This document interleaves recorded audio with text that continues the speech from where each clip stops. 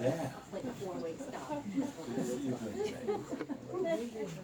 Everybody's introducing themselves. My name is Washington-Nnochirionye, and the poem about Harrisburg, I'm not from here. I've only been here like 2 months, but that made me want to know all of those things. And some of them I didn't understand, but from being in other places, I understood the references and how that might be dear to someone's life. First compliment you can get. Thank you, man. This poem is called Deadbeatedness. I should probably give my disclaimer again. It's my own personal opinion. It does not reflect the opinions of the host or of the establishment.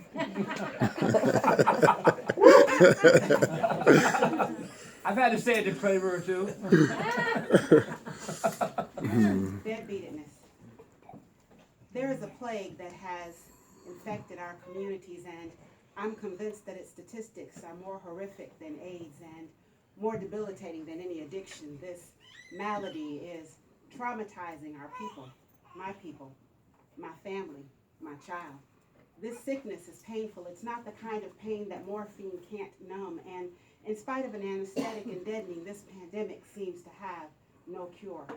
We have a better chance of curing cancer than healing the deadbeatedness of a man.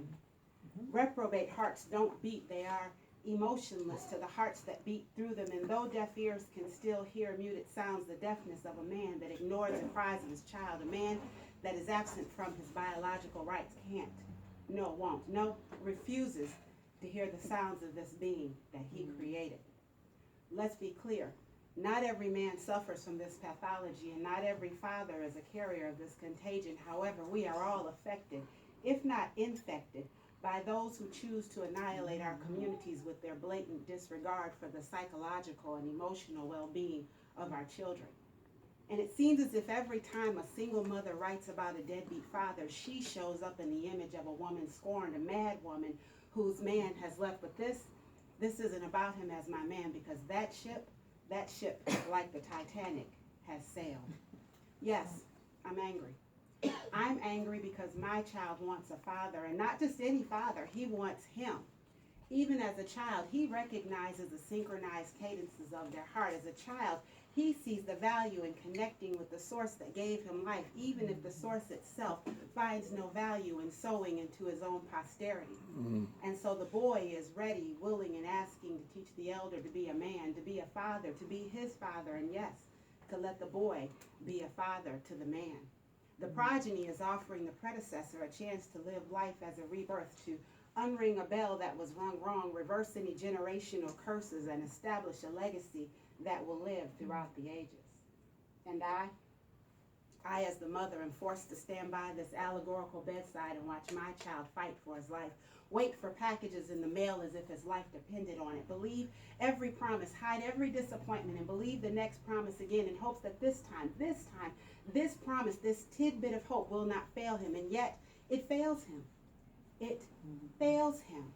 And just like the elder man must have been taught by a broken and heartless man boy, my boy man tucks away the rejection. And God, I pray my son doesn't do what his father is doing and pass this genetic disability on to his own children. You see, I want my son to look in the mirror and see sanctification in his reflection, and not the abandonment and rejection he sees when he searches for a three-dimensional reflection in the person of a man who reflects his own disabilities, shortcomings, and insecurities, because that's all he can see in his own obscured and depreciated self-reflection.